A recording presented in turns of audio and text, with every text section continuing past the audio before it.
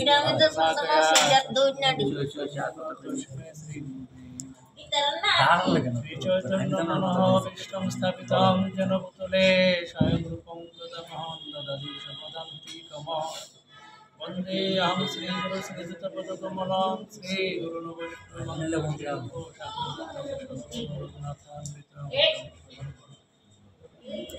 সাধু সহিতং কৃষ্ণ চৈতন্যদেবং শ্রী রাধা হে কৃষ্ণ করুণা সিন্ধু দীনবন্ধু জগৎপথে গোপীশ্বর গোপিকাকান্ত রাধাকান্ত নমস্তুতে তপ্ত কাঞ্চন গৌরাঙ্গে রাধে বৃন্দাবনেশ্বরী বিশ্ববাণী দেবী ওম বৃন্দায়ে তুলসী দেবী প্রিয়ৈ কেশবশ্রী কৃষ্ণ ভক্তি দেবী লীলাচলে নিবাসে নিত্যে মনোমনে শ্রীরূপ সনাতন ভট্ট রঘুনাথ শ্রী গুসাই করি চরণ বন্দন পঞ্চা কল্পতির্বচ্চ কৃপা সিন্ধু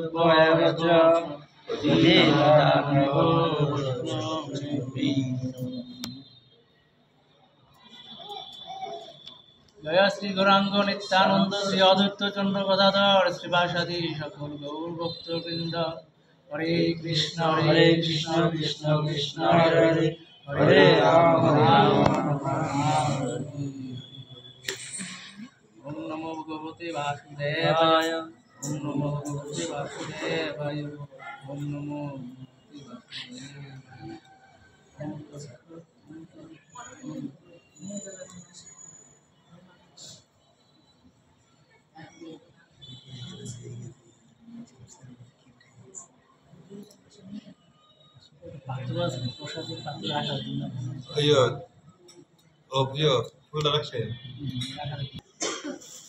জয় রাধে জয় রাধে। হরি বল। আপনারা সবাই ভালো আছেন তো? আমি আজকে এখানে আসার পূর্বে আজ 2-3 দিন ধরে ঠান্ডায় আক্রান্ত হচ্ছে। তারপরও বলে না, ভক্তের আকর্ষণে ভগবান স্থির থাকতে পারেন না। তো বিশেষ করে আপনারা তো কত শুদ্ধ ভক্ত, আপনাদের ভালোবাসা, আপনাদের আকর্ষণ এতই আমি বিমোহিত যে অসুস্থতার মাঝেও, যদিও বাসায় আসার আগে এখানে ধাম সবার মৃত্যু ধাম, আমাদের এই জড় জাগতিক থেকে পারমার্থিক জগতের জন্য অনুসরণ করার জন্য প্রতিটি জীবের স্বকীয়তা স্বরূপ জীব কৃষ্ণের দাস। আমাদের প্রভু অনাদি রাধে গোবিন্দ, অনন্ত কোটি বিশ্ব ব্রহ্মাণ্ডের যিনি কর্তা, যিনি মালিক, তিনি হচ্ছেন ভগবান, পুরুষোত্তম ভগবান। আমরা হলাম ওনার নিত্য দাস। কিন্তু এই দাস হয়ে আমরা যে দাসের উপাধি পেলাম, বা দাসকে আমরা নিজেকেই পরিব্যাপ্ত করে আমরা চলার প্রত্যয় ব্যক্ত করছি, কিন্তু দাস হওয়ার, আমি তো ব্যক্তিগতভাবে দাস হওয়ার যোগ্য আমি হতে পারি। বিশেষ করে হরিভাষর আজকে এমন একটা তিথি, এমন একটা দিন, হরিভাষরে অংশগ্রহণ করা, ভক্ত সজ্জনে বৈষ্ণব সঙ্গে, সাধুর সঙ্গে মিলিত হওয়া পরম সৌভাগ্য। আমি যতই অসুস্থ, যতই সমস্যা থাকুক, যখন হৃদয় বাবাজি সাথে সাথে ফোন দিয়েছে, এখন তোমরা আছো, আরও একজন বৈষ্ণব প্রবর আছেন, আমরা শ্রবণ করার জন্য আমি সবসময় আসার চেষ্টা করি। আজকে এখানে এসে কেমনি যোগাযোগ ব্যাসা শুনে বসে হরিকথা আস্বাদন করা, শ্রবণ করা মোটেও আমার কার্পণ্য আমার মনে হয়। যাই হোক, আমার পরমারাধ্য গুরু মহারাজ বৃন্দাবন ধাম রাধাকুণ্ডের বৈষ্ণবাচার্য, বৈষ্ণবতাত্ত্বিক একজন অন্যতম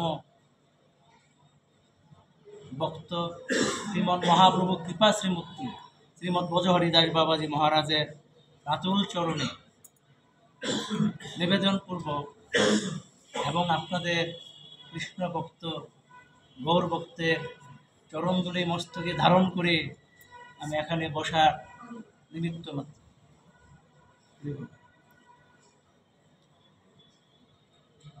আজকের আমাদের হরিবাসরের যে আজকে আমরা যে হরি কথা আস্বাদন করবো, হরি কথা শ্রবণ করব, আজকের অত্যন্ত এমন একটা তিথি, এমন একাদশী আমরা সবাই জানি।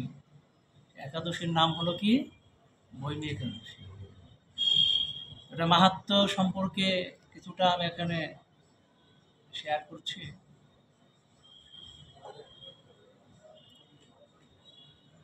ভগবান তার প্রিয় ভক্ত যুধিষ্ঠির মহারাজকে একদিন প্রবচনে যখন সম্মিলিত হয়েছিলেন, যুধিষ্ঠির মহারাজ ভগবানকে বলেছিলেন, প্রভু, যে আমাকে ভৈমী একাদশী তথা জয়া, অপর নাম জয়া একাদশী হিসেবে আমরা পরিচিত, কেন হলো, এটা কিভাবে, এটা আমাকে একটু আজকে শ্রবণ করুন। ভগবান যুধিষ্ঠির মহারাজকে বলছিলেন, মাঘ মাসের শুক্লপক্ষী, আজকে মাঘ মাসের শুক্লপক্ষ, যে আজকে আমরা যে তিথি, এই তিথিতে জয়া নামে অভিহিত, তাহলে পাণ্ডবা একাদশী ওইটাকে আমরা পরিচিতি লাভ করি। কেন পাণ্ডবা? আর পঞ্চ পাণ্ডবের মধ্যে একজন ভীম, তাই না? সবাই জানি। তো ভীমের নামকরণে ভীম, হ্যাঁ, তথা জয়া একাদশী। অনেক পূর্বে দেবরাজ ইন্দ্র, স্বর্গের রাজা দেবরাজ ইন্দ্র স্বর্গে বসবাস করে অনেকদিন বসবাস করছেন, সাথে সাথে দেবতারও তেমনই করে সুন্দর সুখে জীবনযাপন করছেন। একদিন দেবরাজ ইন্দ্র মনে সংকল্প নিলেন, 50 কোটি অস্পরাদেরকে নিয়ে তিনি আজকে বিহার করবেন। এখানে বিহার করা, স্বর্গের রাজ্যে বিহার করা, আনন্দ বিনোদন করে, নৃত্যে গান করে তিনি আজকে কাটাবেন, এ সংকল্প নিলেন। ওইখানে অনেক 50 কোটি অস্পরা সহ আর অন্যান্য দেবদেবীরা, তারা সবাই এখানে মিলিত হয়ে উপস্থিত হয়েছে। সাথে গান্ধর্বগণ এখানে সমবেত হয়েছে। গান্ধর্বগণের কাজটা কি? সঙ্গীত পরিবেশন করা, গান বাজনা করে লয় তাল মিলিয়ে সেটাকে সন্নিবেশিত করার জন্য, আজকে দেবরাজ ইন্দ্রকে আনন্দ প্রদান করার জন্য সবাই এখানে আমরা উপবেশন করেছি। বিশেষ করে তাদের মধ্যে, গান্ধর্বগণের মধ্যে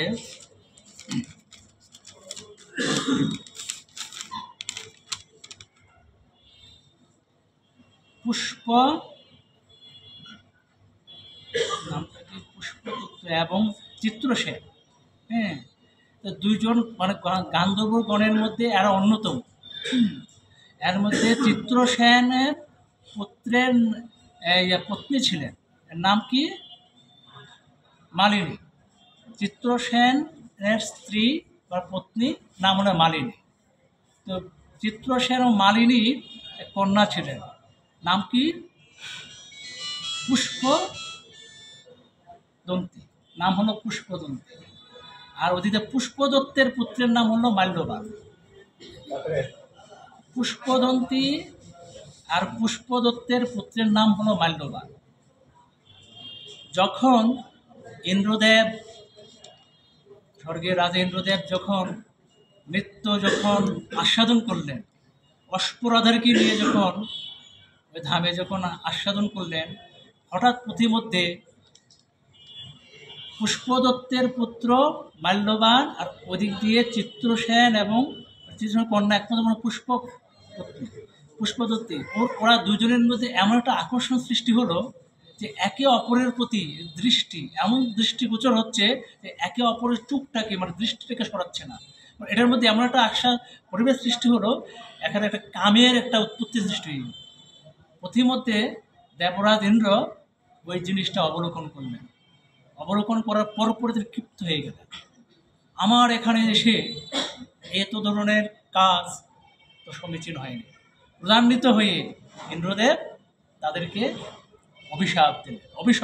অভিশপ্ত করলেন। কাকে? মাল্যবান এবং পুষ্পদন্তী। এমনই পর্যায়ে অভিশপ্ত যখন হলেন, সাথে বললেন, তোমরা এখনই আমি অভিশপ্ত করলাম, তোমরা মর্ত্যলোকে গিয়ে পিশাদত্ত পিশাচ তো আমরা বুঝি, যেটাকে অসুর বংশের অসুর পিশাচ, হ্যাঁ, পিশাচের তত্ত্ব হিসাবে তোমরা মর্ত্যলোকে গিয়ে তোমরা জীবনযাপন করে দেবে। সাথে সাথে ইন্দ্র অভিশপ্ত করলেন মাল্যবান এবং পুষ্পদন্তী। যা হলো তাই হয়ে গেল। সাথে সাথে যখন মর্ত্যলোকে গেলেন, হিমালয় পর্বতে গিয়ে এই পুষ্পদন্তী এবং মাল্যবান তারা অবলোকন করে বললেন, হ্যাঁ, কী হলো আমাদের, এতটুকু অল্প অপরাধের জন্য আজকে আমরা এই নরক যন্ত্রণায় আজকে আমরা এই কষ্ট জীবনযাপন করছি। হ্যাঁ, এই অপরাধ করে এখন থেকে তাহলে আর কখনো আমরা অপরাধ করব না। তো তাদের পূর্বজন্মের এবং পূর্বের স্মৃতি বিজড়িত তাদের হৃদয়ের যে ভক্তি, তাদের যে প্রেম ভালোবাসা ভগবানের প্রতি ছিলেন, সেই অর্জনকে, সেই ব্যালেন্সটা যে তারা করেছিল, সেই অর্জনকে সমাহিত করে, হ্যাঁ, তাদের কাছে ভগবান বিষ্ণু কি ওই মাঘী পূর্ণিমায় মাঘ মাসের পক্ষে তখন এই একাদশী, জয়া নামে একাদশী তাদের কাছে ওই তিথিতে উদ্ভব ঘটাবে। কেন? কত বড় ক্ষমতা, কত প্রভাব ভগবান বিষ্ণু। একটু ওনার প্রতি একটা আত্মসমর্পণ, আত্মনিবেদন করাটি আমাদের জন্য সর্বাকর্ষক। তিনি ভগবান হরি তারা জগতে আকর্ষণ করেন। ওদিকে মাল্যবান পুষ্পদন্তী কী করলেন? তারা ওই দিন যে এই শুক্লপক্ষের মধ্যে যখন এই একাদশীর তিথি, আমাদের জয়া নামের যে ভৈমী একাদশী উদ্ভব হলেন, তখন সারাটা রাত্র সারাটা দিন অনাহারে ছিলেন। সারাটা দিন কী ছিলেন? অনাহারে জীবনযাপন করলেন। রাত্রটাও কিন্তু সেভাবে কাটিয়ে দিলেন অনিদ্রায় কেটে দিলেন। তাহলে তখন থেকে প্রচলন হয় আমাদের ভৈমী একাদশী বা জয়া, যার অপর নাম জয়া একাদশী। সাথে সাথে যখন তাদের এই পুণ্যের ফলে একাদশীর তিথি, একাদশীকে হৃদয়ঙ্গম করে যখন মাল্যবান পুষ্পদন্তী ভগবানের বিষ্ণুর চরণে আশ্রিত করে, সাথে সাথে ওনারা ইন্দ্রলোকে, দেবরাজ ইন্দ্রের কাছে শরণাপন্ন যেমন হলেন, ইন্দ্রদেব দেখে তো অবাক হয়ে গেলেন, কি করে সম্ভব, তোমাদেরকে অভিশপ্ত করেছি, আজকে তুমি আবার এমনি ফিরে আসলে এবং বৈষ্ণব ভক্তের সাথে সাজ্জিত হয়ে, কারণটা কি? তখন মাল্যবান পুষ্পদন্তী বললেন, হে প্রভু, তুমি অভিশাপ দিয়েছো, অভিসম্মত করেছিলাম, সেই চিত্তকে প্রসন্ন করে, সে ভুলটা স্বীকার করে ভগবান বিষ্ণু মাধ্যমে বিষ্ণুর চরণে আশ্রিত গ্রহণ করে আজকে আমি এতটুকু একাদশীর মাধ্যমে, একাদশীর শ্রবণ, একাদশীর আশ্রয় করে, একাদশী পালন করে আজকে আমরা সেই সম্পূর্ণ সব পাপ ক্ষয় করে আবার ভগবান বিষ্ণুর মাধ্যমে আজকে এখানে আসতে সক্ষম হয়েছে। সাথে সাথে ইন্দ্র দায়িত্ব, সেই একাদশীর ব্রতটা কোথায় থেকে উৎপত্তি হয়েছে? আমার গুরু মহারাজের রাধাকুণ্ডের বজরীদাস বাবাজি মহারাজ, আমার বৈষ্ণব তালিকা থেকে আমি একটু অনুকরণ করছি। সত্যযুগে মোর নামকে অসুর ছিল, মহাপরাক্রমশীল অসুর ছিল, মোর নামে মহাক্রমশালী। সে অসুর এতই প্রভাবশালী, এত পাওয়ার ছিলেন, তার প্রভাবে, তার অত্যাচারিত হয়ে দেবতারও এবং দেবরাজ ইন্দ্রসহ বিষ্ণুর কাছে তার শরণাপন্ন হলেন, প্রভু আমাদের কি অবস্থা হয়েছে, আমরা এমন এক অসুর, যে মূল অসুর, তার সাথে আমরা পারছি না, একমাত্র তুমি এটা বিনাশ করাতে পারো। তো বিষ্ণু ভগবানের কৃপা, বিষ্ণু পর্যন্ত যুদ্ধে ওই মূরের সাথে পারতেছেন। দেখুন, ভগবান বিষ্ণু হয়েও অসুরের সাথে যুদ্ধে লিপ্ত হয়ে তার পারছেন না।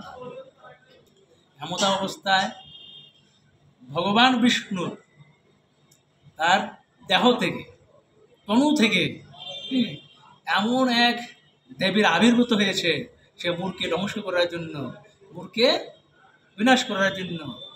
তার নাম হলেন একাদশী। সেই দেবীর নাম হলেন একাদশী। কোথা থেকে আসছেন? আমার ভগবান বিষ্ণুর তনু থেকে আবির্ভাব করার পরে সাথে সাথে মহাক্রমশালী হয়ে এবং সারা বিশ্বকে স্তম্ভিত করে তিনি তার সাথে মূরের সাথে যুদ্ধে লিপ্ত হলেন। এক সময় যুদ্ধে বিনাশ ঘটালেন সে অসুর মূরকে। এখন প্রশ্ন আসতে পারে যে ভগবান হয়ে যুদ্ধে লিপ্ত হয়ে মূরের সাথে পারেননি, কিন্তু ভগবান থেকে প্রকটের মাধ্যমে এক দেবীর উদ্ভব হবে, আবির্ভাব হয়ে তিনি তাকে নাশ করলেন, কি করে সম্ভব? এটাই আমাদের সনাতনী শিক্ষা। ভগবান করেন না, করা। ভগবান নিজে করেন না, কাকে দিয়ে করা? আপনাদের মতো সত্য ভক্তদের প্রমাণ আমার শ্রীমদ্ ভাগবত, অমল পুরাণ ভাগবতমে ডাইরেক্ট নির্দেশনা দিয়ে গেছেন, আমার ভক্ত যদি সন্তুষ্ট হয়, আমার বৈষ্ণব যদি তুষ্ট হয়, তাহলে আমি খুশি। ভক্তের মর্যাদা ভগবান কেমন করে দিয়ে গেছেন আমাদের অমল পুরাণ ভাগবতে, সে সাক্ষাৎ স্বরূপ প্রমাণ। যখন দেবী একাদশী যখন মূরকে পরাস্ত করলেন, তখন ভগবান শ্রীচরণ নিবেদন করে একাদশী বললেন, প্রভু আমি সব তো তোমার কৃপা, আমার তো ক্ষমতা শক্তি নেই, তুমি তো সব আমাকে করেছ। তাহলে এখন আমি তোমার কাছে একটা প্রার্থনা নিবেদন করবো, প্রভু আমি কিছু চাই না, কিন্তু একটা কিছু চাই তোমার কাছে। ভগবান বিষ্ণু বললেন, কি বলো একাদশী, তুমি কি চাও? কারণ আমি আজকে একাদশী নামে আবির্ভূত হলাম তোমার কৃপায়, তোমার মাধ্যমে। আমি চাই যে আমার এই তিথি, আমার একাদশী তিথিতে যাতে সবাই শ্রদ্ধা করে আমাকে উপলক্ষ করে তোমার নাম কীর্তন মহিমা যাতে জগতে আলোকিত হয়। আমি আমার হৃদয়ে ধারণ করে তোমার চরণে আমি সেই নিবেদন করছি। তৎক্ষণাৎ সাথে সাথে ভগবান বিষ্ণু বললেন, তাই হবে। তো তাই হবে না, শুধু তোমার একাদশী আজকে আমিও করব, আমি পরিপালন করব। আমি ভগবান, আমি গৌরসুন্দর, আমাদের এই কলিহত জীবের যে প্রাণ পুরুষ পতিত পাবন আমার শ্রীমন মহাপ্রভু, তিনি পর্যন্ত এই যুগে এসে তার মাকে দিয়ে, সবাই জানি ওনার মাকে দিয়ে একাদশী ব্রতটা চালু করেছে। ভগবান হয়ে এই ব্রত উপবাস যদি উদযাপন করতে, পরিপালন করতে পারে, তা আমরা এই মনুষ্য জীবন 84 দিনে ভ্রমণ করে আজকে সুন্দর সাধারণ জীবন আমরা পেয়েছি। আমাদের জীবন অত্যন্ত সার্থকতা এই জন্য, হয়তো আমরা কিন্তু পূর্বজন্ম কোনো স্বীকৃতি পেয়েছি, না হয় তাহলে আমরা মনুষ্য জীবন কেন পেলাম?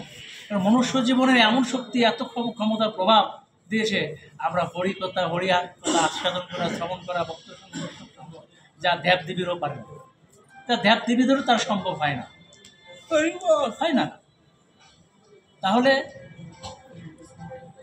বিষ্ণুর মাধ্যমে, ভগবান মাধ্যমে একাদশী ব্রতের যদি সারা জগৎকে আলোকিত করতে পারে, আমরা একাদশীর তিথিতে, একাদশীর ভাসরে, হরিভাসরে আমরা আস্বাদন করি, হরিকথা কৃষ্ণকথা আস্বাদন করে একাদশীর ফল আমরা সবাই জানি।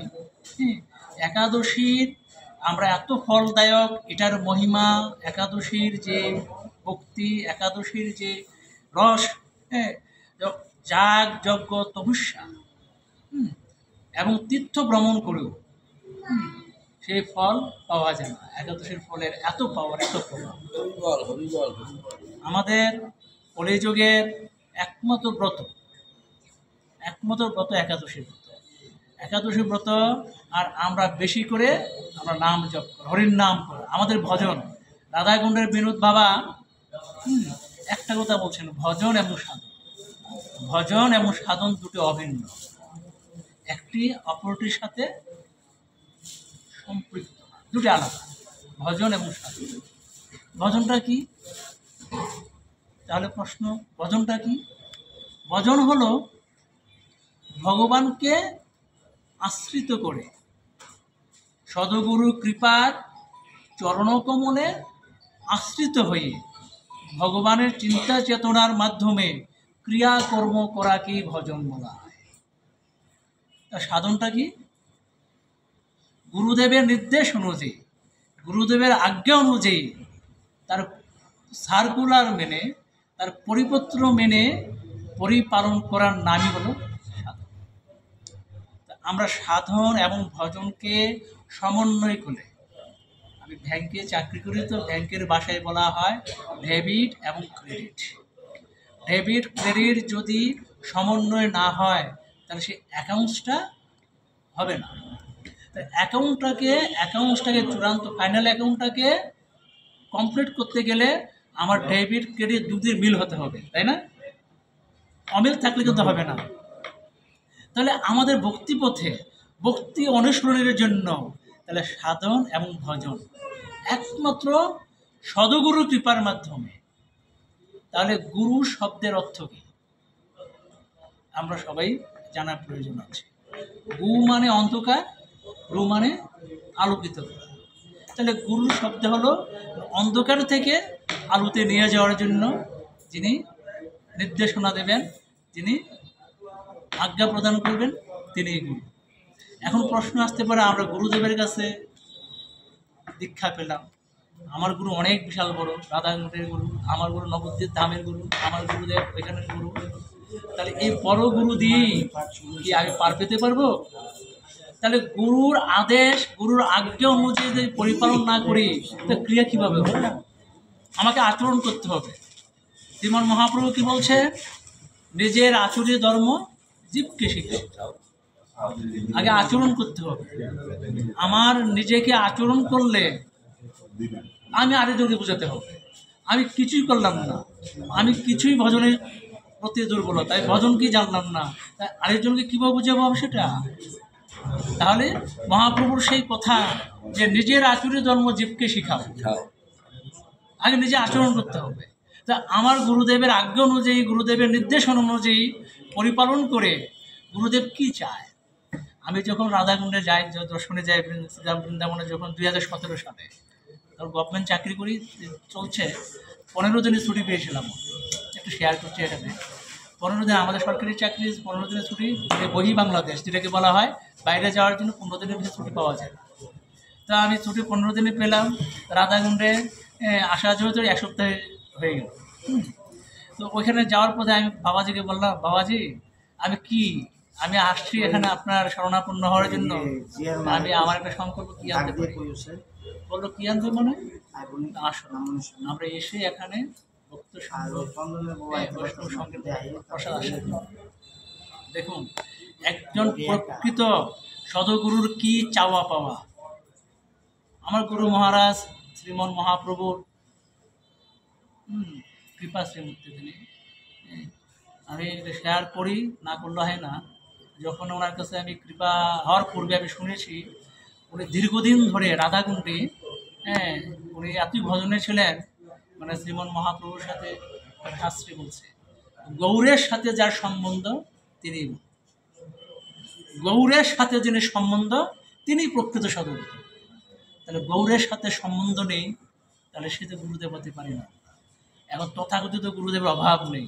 আমার রাধাকুণ্ডে আরেকটু গুরু ব্রাদা বলেছিলেন, বৃন্দাবন থাকেন তিনি, সত্যগোপাল শাস্ত্রী। আমার মনে হয় দাদা চলে গেল। ওই দাদা হয়তো ভিডিওতে দাদা আমরা দর্শনে গিয়েছিলেন। আমার গুরু মহারাজের কনিষ্ঠ পুত্র বৃন্দাবন থাকে সংস্কৃতি বিশ্ব ইয়েতে, তিনি ওইখানে ওনার নাম সত্যগোপাল শাস্ত্রী। ওনার একটা সমস্যা কি, তার প্রচার করেন, তার ব্রজদামে থেকে।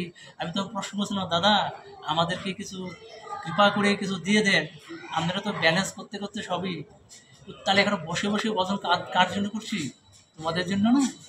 আমি মনে চেষ্টা করি এখানে বাংলাদেশে আনার জন্য। উত্তম দার সাথে আমি শেয়ার করেছিলাম আমাদের বাবাজি আনার জন্য। বাবাজির বয়সটা 80-র উপরে, একদম প্রায় 90 কাছাকাছি। ব্রজধাম থেকে যারা আসতে চায় না, ওখানে বসেই আমাদের কল্যাণের জন্য, আমাদের কিছুর জন্য ওনারা করছে। তো যাই হোক, তো সত্যগোপাল গোস্বামী আমার শাস্ত্রী, আমার পুরো ভ্রাতা বললেন যে কুটিতে গুটি, গুটিতে গুটি। হ্যাঁ, এমনও হয়, দুঃখ লাগে, আমি এটা সমালোচনা করছি না, এমনও হয় আমি শুনেছি দেখেছি যে গুরুদেব, তথাকথিত গুরুদেব বলছে একাদশীর দিন গিয়ে বলছে যে তুমি কি করছো, এগুলি ভালো না, আমার জন্য আমি আহারের ব্যবস্থা করি, আমি এগুলি ছাড়া পারবো না। ওই লাকসাম, আমি একটা প্রবচনে গিয়েছিলাম লাকসাম, আজকে সেই ভক্ত হয়ে গেছে, সেই লোক আজকে ভক্ত হয়ে বলছে তাড়াতাড়ি আমি পরিত্যাগ করতে হবে। আমি বলবো না, আপনার যখন হৃদয়টা যখন গুরু গৌরাঙ্গের প্রতি আত্মনিবেদনের মধ্যে, আত্মসমর্পণের মধ্যে হবে, ভক্তিটা হবে, আপনি দেখবেন অটোমেটিক আপনি ঠিকই হয়ে যাবেন। তুলসী মহারানী কত কৃপালু দেখুন। সকাল সন্ধ্যায় যদি আমরা তুলসী মহারানীর স্তুতি করি, তুলসী মহারানীকে পরিক্রমা করি, ওনার স্তব করি, দেখবেন আমাকে বলতে হবে, আপনি আমাকে বলতে হবে না, আমি কতটুকু আকর্ষণ ভগবানের শ্রীচরণ কমলে আমি আকর্ষিত করে দেবেন। তেমনি সাধু সজ্জন মহাত্মা যারা আছেন পৃথিবীতে, এই চৈতন্য ভাগবতে বলছেন, বিশ্ব ব্রহ্মজনিতে কোনো ভাগ্যবান যে গুরু কৃষ্ণের প্রসাদে পায় ভক্তির উত্তর হয়েছে। কত প্রকট, কত শক্তি দেখেন আমাদের কৃষ্ণ ভক্তি, কৃষ্ণ দাস্যে, কৃষ্ণকে আকর্ষণ করার জন্য। কারণ ক্রি ধাতু থেকে কৃষ্ণ, সংস্কৃতির ভাষায় বলে ক্রি ধাতু থেকে কৃষ্ণ। ক্রি মানে, ক্রি ধাতু মানে, কৃষ্ণ মানে আকর্ষণ। আকর্ষণ না শুধু, তিনি সর্বাকর্ষণ। তিনি অনন্ত কোটি বিশ্ব ব্রহ্মাণ্ডের প্রতিটি জীব, প্রতিটি প্রকৃতি, অপ্রাকৃত কৃপার মাধ্যমে তিনি আকর্ষণ করার ক্ষমতা তিনি রাখেন। এর জন্য তিনি সর্বাকর্ষণ, এর জন্য তিনি কৃষ্ণ, তাই না? তা আমাদের এই হরিভাস্বরে, এই হরিভাস্বরে আমরা একাদশীর দিনে আমরা যত বেশি করে নাম জপ করব, হরির নাম শ্রবণ করব, হ্যাঁ, ভক্ত সঙ্গ পাবো, ভক্ত সঙ্গের মাধ্যমে আমরা গুরু কৃষ্ণের তত্ত্বের মাধ্যমে আমরা স্বরূপ আস্বাদন করে আমরা নিজের জীবনকে আমরা আরেকটু ধাপে আমরা পৌঁছা সম্ভব, আমরা নিজেরা তৈরি করতে পারি।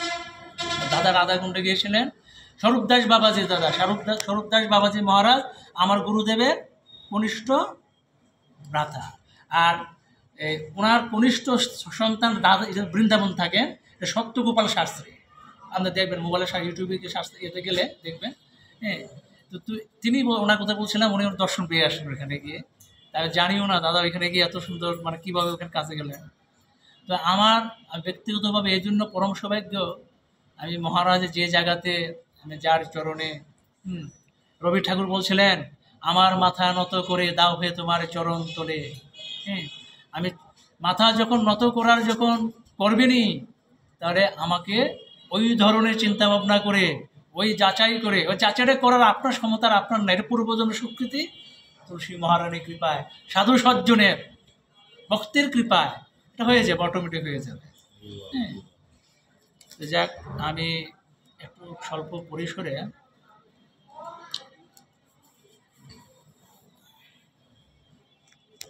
কুণ্ড নিবাসী শ্রীমৎ বজহরিদাস বাবাজি মহারাজ কর্তৃক সংকলিত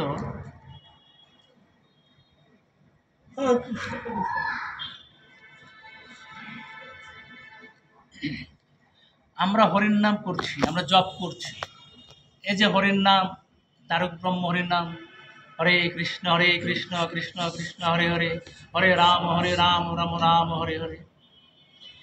এই নামটা কোথা থেকে আসলো? এই নামের আশ্চর্য কি আমরা সবাই জানি, তাই না?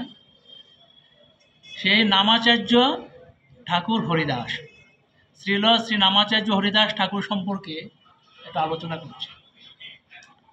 কলিযুগ পাবন অবতার পরম দয়াল শ্রী শ্রীকৃষ্ণ চৈতন্য মহাপ্রভুর মুখ্য মুখ্য পরিকরগণের মধ্যে নামাচার্য শ্রীল হরিদাস ঠাকুর একজন। ইনি ব্রহ্মার অবতার। ইনি কার অবতার? ব্রহ্মা। ব্রহ্মাকে আমরা প্রজাপতি ব্রহ্মা বলি, তাই না? গুরু প্রণালীর মধ্যে, গুরু পরম্পরার মাধ্যমে ব্রহ্মা কয় নম্বরে আছেন? 2 নম্বরে আছেন। প্রথম গুরু প্রণালী সারা অনন্ত কোটি বিশ্ব ব্রহ্মাণ্ডের যিনি গুরু, তিনি হচ্ছেন শ্রীকৃষ্ণ ভগবান। এরপরেই কিন্তু ব্রহ্মা।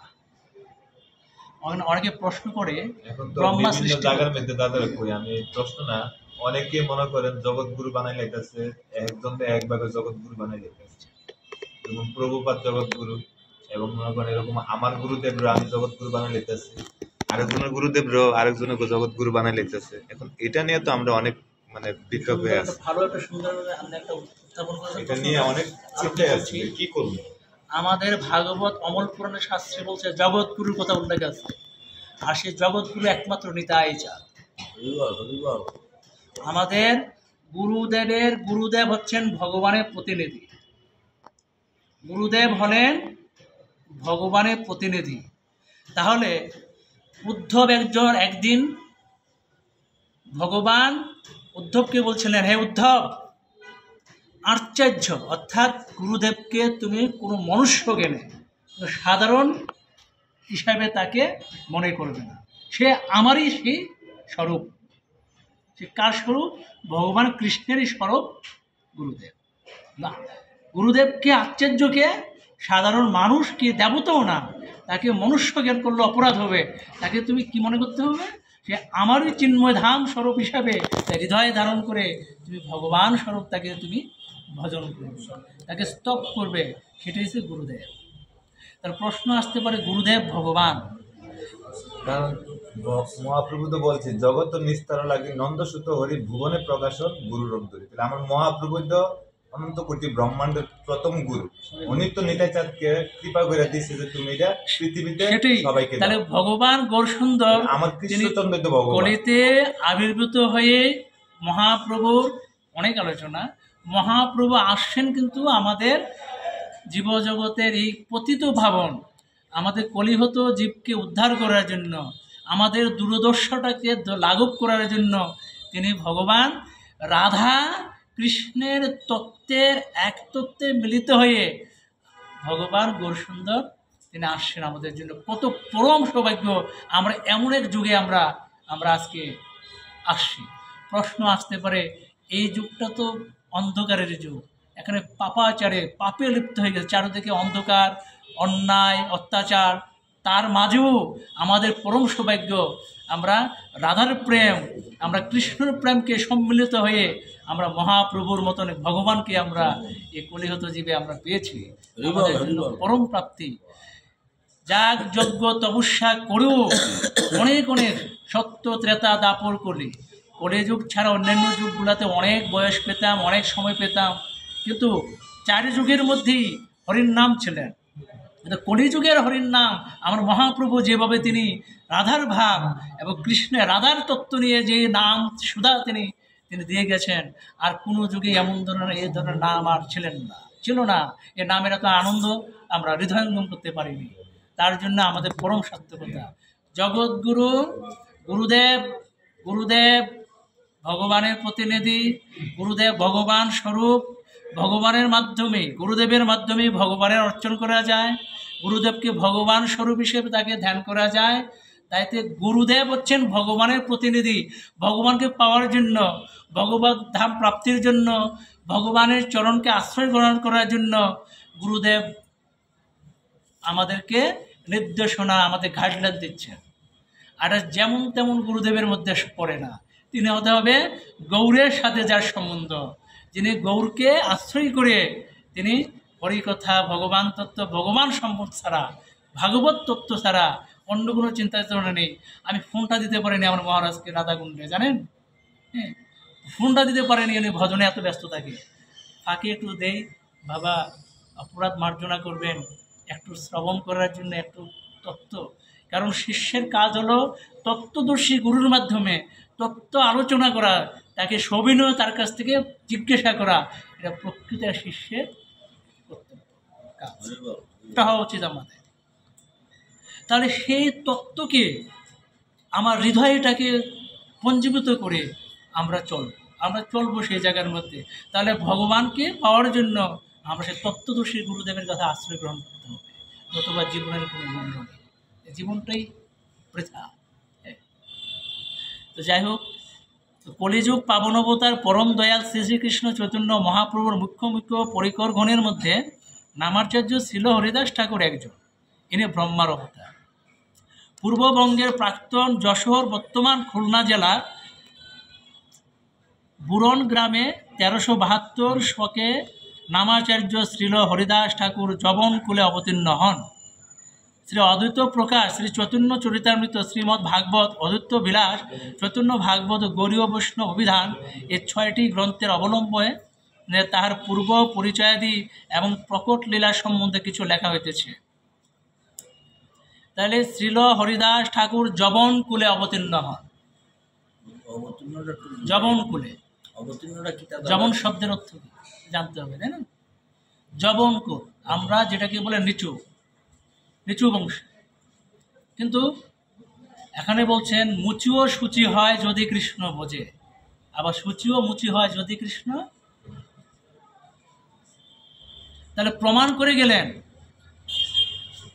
করে গেলেন মহাপ্রভুর কৃপার মাধ্যমে শ্রীমন নামাচার্য হরিদাস ঠাকুর, যে নিচু বংশে যবন কুলে জন্মগ্রহণ করার পরও তিনি ভগবদ্ধান প্রাপ্তি হতে সক্ষম হয়েছিলেন। আর কত কত বড় বড় তত্ত্ব, বড় বড় আমরা তো তথাকথিত ব্রাহ্মণ, বড় বড় আমরা হই, কিন্তু ভগবানের তো দূরের কথা, আর কাছে দিতে পারি না। সম্পূর্ণ আত্মসমর্পণ, আত্মনিবেদনের মাধ্যমে ভগবানের কাছে ভগবদ্ধাম, চিন্ময় ধামে পৌঁছায় সম্ভব। মনের হৃদয়টাকে, আমি কবিতা লিখেছিলাম যখন ডিগ্রিতে পড়াশোনা করি 1998 সালে, এটা আমার কিছুটা মনে আছে। আমার হৃদয়ের মনে মন্দিরেই তবু আকাঙ্ক্ষা, হৃদয়ের ব্রত সপিলাম তোমায়, গাহিনী সুরের অতল ধ্বনি, এই তো স্বয়ং তুমি। আমার হৃদয়ের মনোমন্দিরেই তবু আকাঙ্ক্ষা, হৃদয়ের ব্রত সপিলাম তোমায়, গাহিনী সুরের অতল ধ্বনি, এই তো স্বয়ং তুমি। আমি দুটো লাইন বললাম। সেটা ভক্তের কাছে সেই বিগ্রহ, ভক্তের কাছে বিগ্রহ চিত্রপটটা কোথায়? হৃদয়। ভক্তের কাছে হৃদয়ে ধারণ করে শ্রী হরিকে, বিষ্ণুকে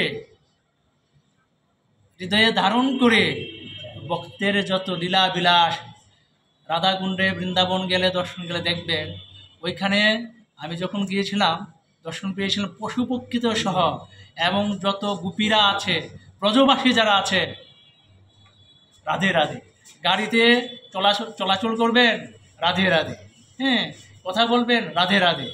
তাহলে এই যে তারা সেই রাধে রাধে, রাধাকে আকর্ষণ, রাধাকে হৃদয়ে ধারণ করে, যে ভক্তের যে প্রেম, যে ভালোবাসা, কিভাবে তার কলুষিত হৃদয়কে প্রস্ফুটিত করার জন্য ভক্তের হৃদয়ঙ্গম করার মধ্যে একমাত্র চেতনা, একমাত্র স্বরূপ তার হচ্ছে কি? তার ভক্তের ভালোবাসা, ভগবানের নিত্য চিন্ময় ধামের হৃদয়কে আকর্ষণ করে, হৃদয়ে ধারণ করে জপ করা। যত আমরা করছি না কেন, আমার এখানে হৃদয়ের মণিকূটেই আমার শ্রী বৃন্দাবন, হৃদয়ের মণিকূঠাই আমার ভগবানের চিন্ময় ধাম, হৃদয়ের মণিকূঠাই ভক্তের সর্বস্ব। গীতায় 18তম অধ্যায় 65 নম্বর শ্লোকে কি বলছেন? মন মনা ভব মদ ভক্ত মদদাজি মাং নমস্করু সত্যমতে প্রতিজানি প্রিয় সিমে। মন মনা ভব মদ ভক্ত, আমার প্রতি মন নিবিষ্ট করে আমার ভক্ত হও, আমার পূজা পরায়ণ হও, আমি তোমাকে, তুমি আমার একান্ত প্রিয়, আমি তোমাকে মুক্ত করব, তোমার প্রতি আমি শরণাপন্ন হব। দেখুন, একটু মনটাকে, হৃদয়টাকে ভগবান একটু চান। ভগবান কি চান? যে বিরাট বাড়ি, গাড়ি, অট্টালিকা, মহারাজ ভোগ সব চান তিনি? তিনি তা চান না। আমাদের বিদুরের স্ত্রী, বিদুরের গৃহে সাধারণত কি কি পেয়ে ভগবান তুষ্ট হয়েছিলেন? দেখুন, আমরা সবাই জানি, কলার ছোকরা যেটা ফেলে দিই আমরা, সে আস্বাদন করে ভগবান প্রেম নিবেদন করে বিদুরের স্ত্রীর মাধ্যমে বিদুরের গৃহে গিয়ে ভগবান তুষ্ট লাভ করেছিলেন। আর আমি দেখুন, কত হাজার হাজার টাকা, লক্ষ টাকা গৃহে মহা কম্পিটিশন লেগে যায়, ও পেরেছে, আমি দেখি একটু কত পারি কিনা। ভগবান সেটা দেখেন না। ভগবান দেখেন তার প্রেম, তার ভালোবাসা, ভক্তের গভীর প্রত্যয়, অনুভূতি। ভগবান তো তিনি অন্তর্জামী, তিনি তো হৃদয়ের কথা জানেন, ভক্তের কথা জানেন। তো এখন যে নামাচার্য হরিদাস নামের আচার্য, তিনি নাম, আমরা হরির নাম করছি, জপ করছি, আমরা কেউ 16 মালা, কেউ 4 মালা, কেউ 2 মালা, হ্যাঁ, বা আরও বেশি আমরা জপ করছি, তাই না? তাহলে এই নামটাকে কে দিলেন? শ্রীমন মহাপ্রভু যদি সারা বিশ্ব ব্রহ্মাণ্ডে তিনি নাম প্রচার করছেন, তো একটা উপলক্ষের মাধ্যম তো আছেন। কার মাধ্যমে? সেটা নামাচার্য হরিদাস, ভক্ত নামাচার্য হরিদাস।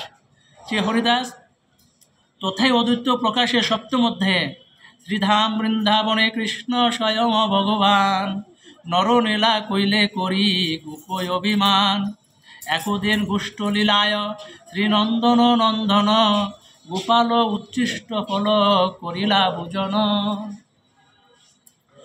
চতুর্মুখ ব্রহ্মা দেখি সেইও ব্যবহার, মনে ভাবে তো ইহ নহে বিশ্ব মূলাধার, ইহারও প্রকৃতি দেখি মনুষ্য আকার, ঈশ্বর হইলে কাহে হইবে ভ্রষ্টাচার।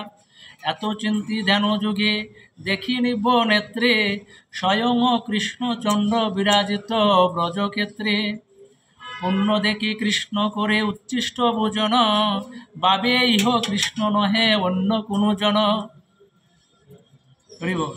কৃষ্ণ মায়ায় মোহ হইয়া শ্রী চতুরানন, মায়াতে গোপাল বর্ষে করিলা হরণ।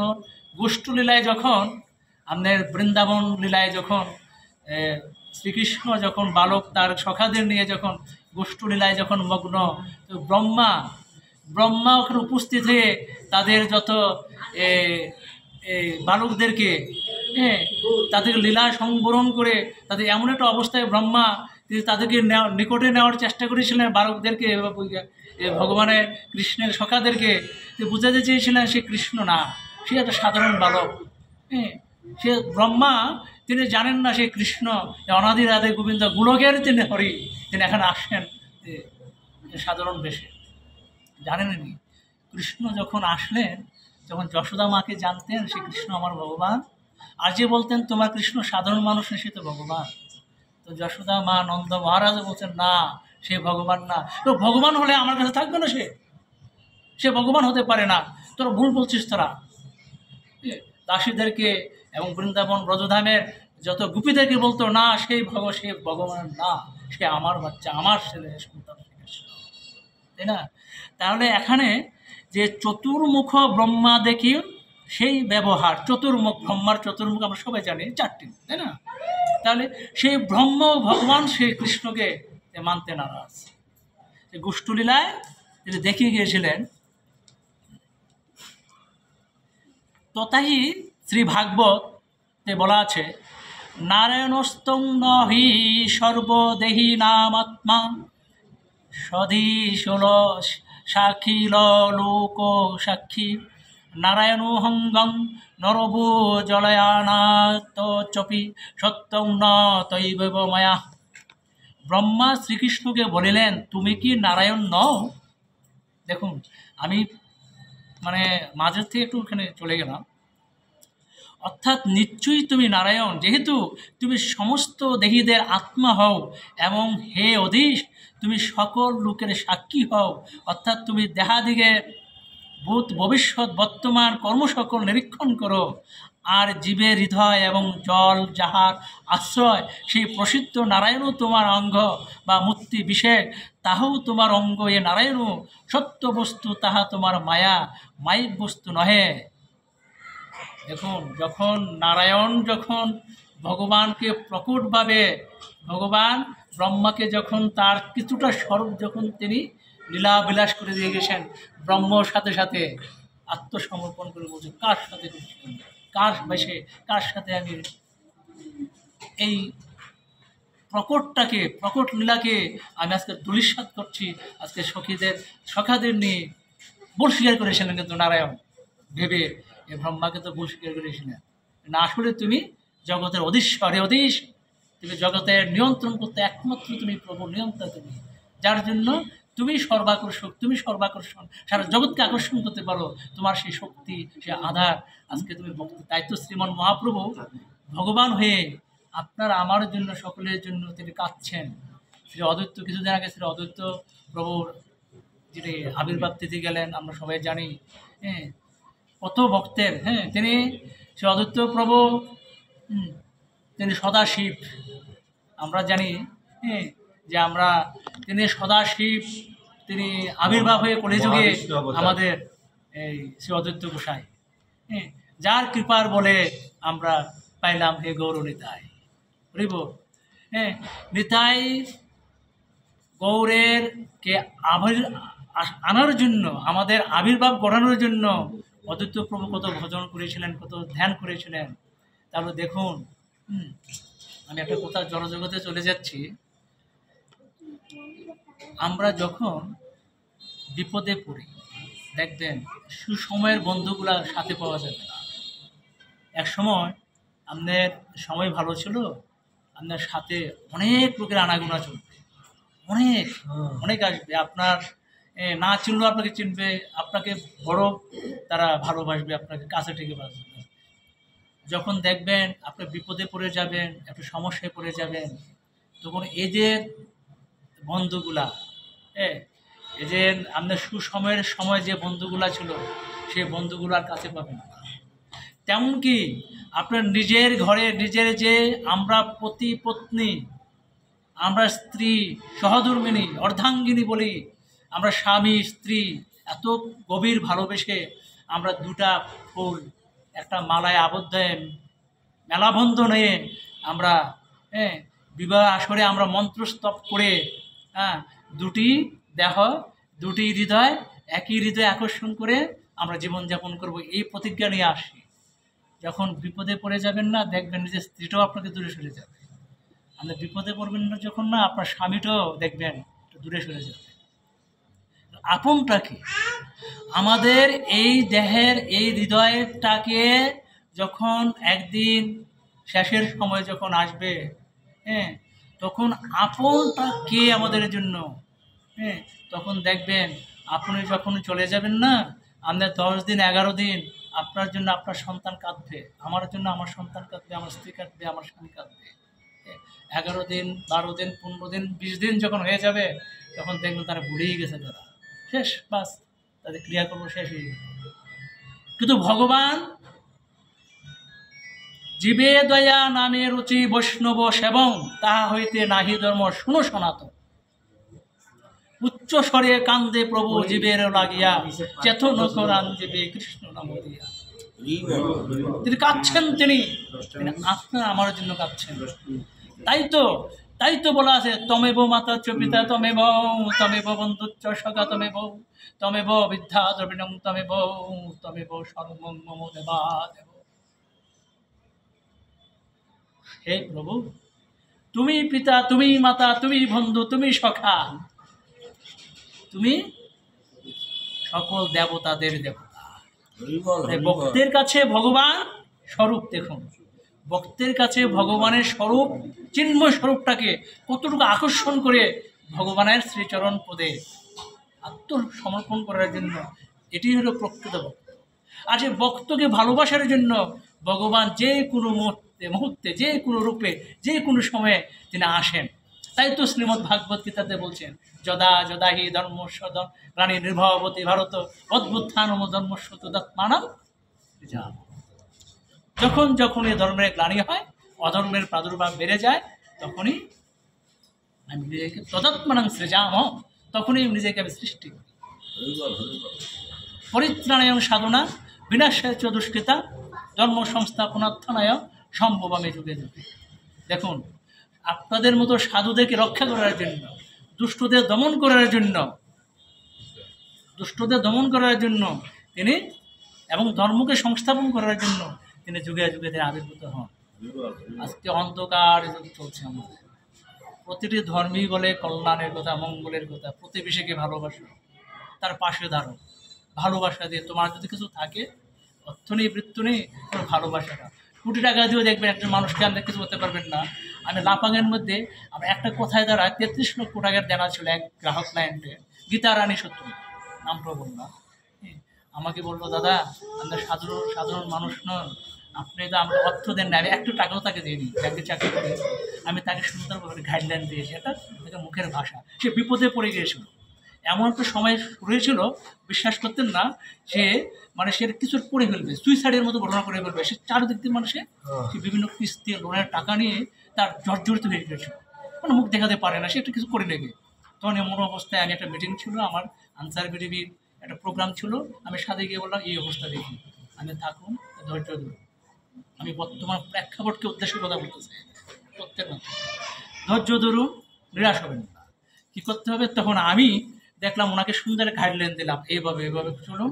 আর আপনি কৃষ্ণস্তু স্বয়ং ভগবান, তারা একাদশী কি হরের নাম জপ করার আগে পুরো গ্রামে 200 করে সূত্রধর, লাপাং নবীনগর, আপনার যে জানাতে উত্তম দা চিনবে দাদা, লাপাং গ্রাম, নবীনগর, লাপাং, হ্যাঁ, পশ্চিম দিকে নবীনগরের দিকে লাপাং গ্রামে সূত্রধর একটা গ্রামে আছে, লাপাং, মানে 200 করে একচেটি তার সূত্রধর, অন্য কোনো কাস্টের লোক নেই।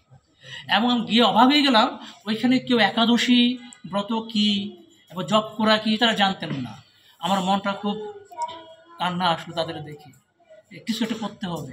আমি এখানে অর্থনৈতিক সমস্যার সমাধান করবো তা না, আমার একটু আমার গুরুদেবের আজ্ঞা অনুযায়ী কিছু, আমার ওই তত্ত্বদর্শী গুরুদেবের যে কিছু ব্যালেন্স, এগুলো আমাকে কিছু বিলে দিতে হবে। সাধারণ অর্থের টাকা জগতে এটা তাকে সমাধান দেওয়া যাবে না। আমি মনে হয় আমার গুরু মহারাজের আজ্ঞা নিয়ে আমি গেলাম। প্রথম আমি পাঠে যখন এই আলোচনা করেছিলাম, আমি বলছিলাম আপনাদের কাছ থেকে আমি যত গভর্নমেন্ট থেকে যত সুযোগ সুবিধা আসে আমি দেখব। ওরা জানে যে স্যার একটা টাকাও ওরা নেবেন না। হ্যাঁ, আমি এটা বড় প্রাপ্তি আপনাদের চরণের কৃপায়। আমার যে একটু ইয়ে করবেন যে জীবনে শিখে নেই, কষ্ট তো দূরের কথা। এই যে এই আপনাদের এই যে রাধাকুণ্ডে যে বিনোদ বাবা বলছিলেন, হ্যাঁ, বৈষ্ণব তো দূরের কথা, একটা প্রাণীকেও আঘাত করা যাবে না। দেখুন, আমাদের সনাতন ধর্ম is the like a science. কোনো বৈষ্ণব তো দূরের কথা, কোনো একটা প্রাণীকেও নিন্দা করা, অবজ্ঞা করা যাবে না। হ্যাঁ, তাহলে তাদেরকে দেখলাম, দেখুন আসুন আমরা, একদিন আমরা সবাই একটু হরির নাম করি। আমাকে অনেকে প্রশ্ন করলো, তারা আবার কালাচান মতেন নাকি, যে আমি অবজ্ঞা করছি না, আমি তাদের কাছেই ছিলাম। আমাদের এখানে বিধান নাই জব করার আগে যদি গুরুদেব বাসায় আসে, তো গুরুদেব থাকলে চলবে, একাদশী প্রয়োজন নেই এবং জব করার প্রয়োজন নেই। তো আমি আমার হৃদয়টা মনটা খারাপ হয়ে গেলো। আমি ওনাকেও বললাম না, শ্রদ্ধার সাথে আমি বললাম, দেখুন আমি নিন্দা করছি না, তবে আমি যতটুকু সম্ভব তাদের শেয়ার করলাম। আস্তে আস্তে ধীরে ধীরে যখন শুরু হলো, আপনি এখানে শান্তি পাবেন। একটু জব করেন, একমালা থেকে শুরু করেন জব করা, দেখবেন নিজের আপনার আরও কত আকর্ষণ সৃষ্টি হবে। আর আপনার আমিষ খাত কোনো দূষণীয় না, বলবো না, কিন্তু একাদশী বিশেষ করে তিথিগুলা, যেগুলো বৈষ্ণব তিথিগুলা, আপনি আগের দিন পরের দিন 2টা দিন শুধু একটু সংযম পালন করার চেষ্টা করেন। আর ওদের প্রসাদ পেলেন, বাস। আর একটু জপ করেন, আর তুলসী মহারাজের পরিক্রমা করেন। আমি কিন্তু কিছু চাই না, কিন্তু এটা চাই আমি আপনাদের কাছ থেকে। তো এখানের মধ্যে আপনাদের চরণের কৃপায় আমি সমস্যায় পড়ি নাই, ভগবানের কৃপা, গুরুগণের কৃপায়। ওটা সমস্যা কিন্তু অনেক পড়ে, কিন্তু ওইখানে ইস্কন মানে নবীনগরের মধ্যে বর্তমান সাধারণ সম্পাদক প্রাণকৃষ্ণ দাস, উনি সাধারণ সম্পাদক, সেক্রেটারি। আর কুমিল্লাতে আছে যুগল দাস, উনি আমার অত্যন্ত সরকারি চাকরি করে, যুগল কিশোর দাস, উনি সভাপতি। তো ওনার নিজের বাড়িতে গিয়েও উনি এগুলি মানে কথা বলে না, ওই যে কি মানে এই বাড়ি, হ্যাঁ, প্রচলন ভাষায়, আর মক্কার মানুষ হসবে না। তো উনি অনেক ভক্ত বৈষ্ণব, কিন্তু পারছেন না, কাজও জান না। তা আমি ওইখানের মধ্যে গিয়ে দেখলাম এই অবস্থা। এখন আমি কি বলবো, এক ইয়া থেকে একটা মানে ভক্ত সংঘ হয়েছিল ইয়ে থেকে নোয়াখালী, অত্যন্ত ভক্তপ্রিয় বৈষ্ণব ছিলেন।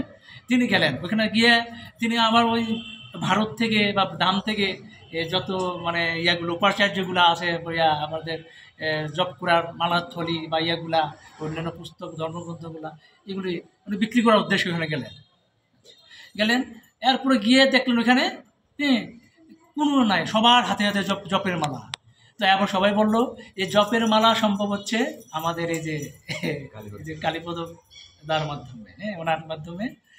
আজকে আমি আনন্দ, প্রতিটি গৃহে এখানে 200 ঘরের মধ্যে প্রতিটি ঘরের মধ্যে একাদশী ব্রত পালন হচ্ছে, আর জপ করা হচ্ছে।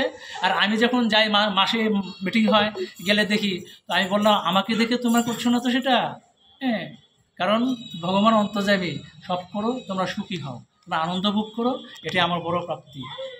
এটি বলতে চেয়েছিলাম যে হরিবাসর তিথি